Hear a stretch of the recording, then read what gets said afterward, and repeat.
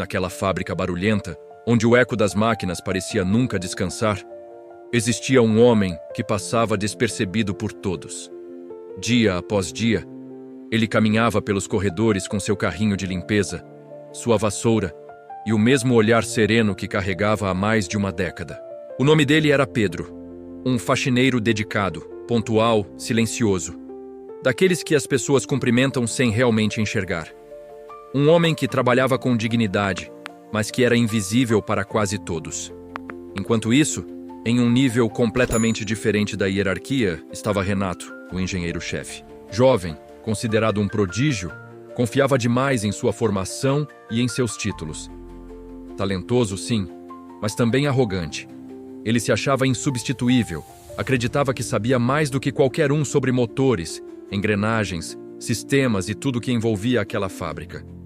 Para ele, Pedro não passava do homem que empurrava um balde e limpava o óleo derramado no chão. A fábrica seguia seu ritmo acelerado, até que, certa manhã, algo rompeu aquele ciclo. Um estrondo metálico ecoou pelo galpão. Logo depois, um silêncio pesado tomou conta do setor. A maior máquina, o coração da produção, simplesmente parou. Sem ela, a fábrica perderia milhões em poucas horas. E pior, não havia substituta. Técnicos correram de um lado para o outro. Ferramentas batiam, alarmes piscavam, vozes se cruzavam em desespero. Renato tentava comandar a situação, mas a tensão era visível. Ele dava ordens bruscas, interrompia seus próprios funcionários, gritava pedindo rapidez, mas nenhuma solução aparecia. A alguns metros dali, Pedro observava tudo em silêncio, como alguém que escuta, não apenas com os ouvidos, mas com a alma. Ele conhecia aquela máquina de um jeito que ninguém imaginava.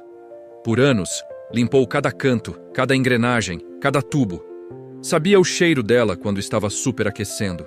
Sabia diferenciar o som suave do rotor quando funcionava bem e o som arranhado quando algo estava errado.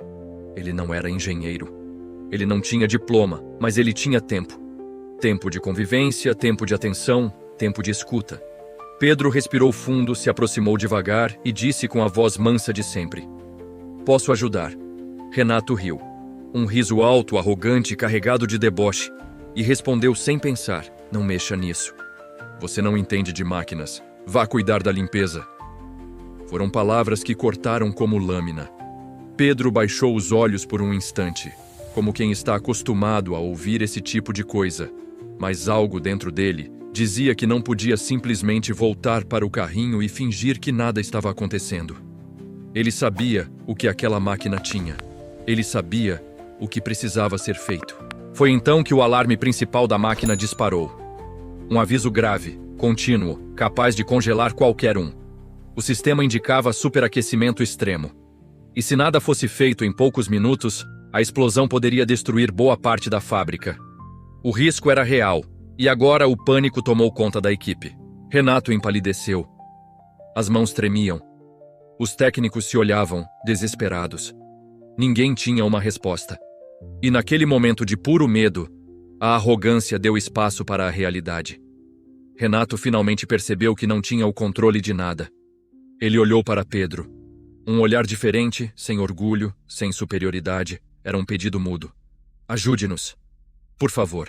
Pedro se aproximou devagar, respirando fundo, como quem assume uma responsabilidade que sempre soube que seria sua. Pediu apenas uma chave que ninguém estava usando. Todos observavam, completamente surpresos.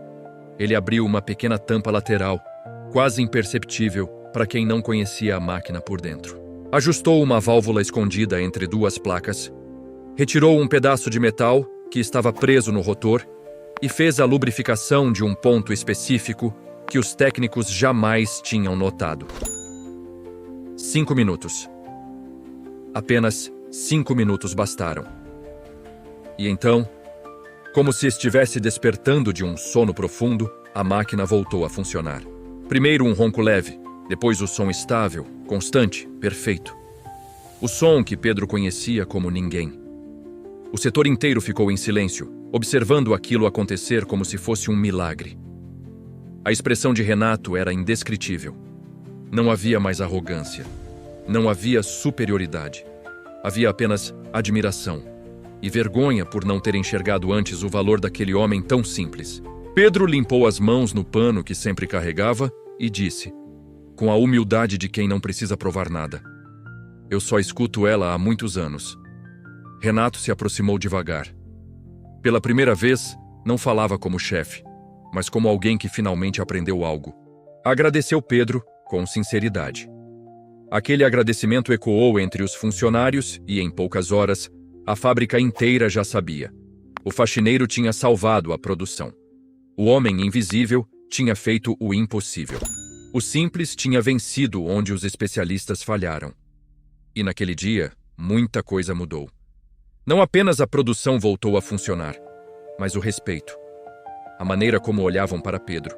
A compreensão de que talento e sabedoria podem morar onde ninguém imagina.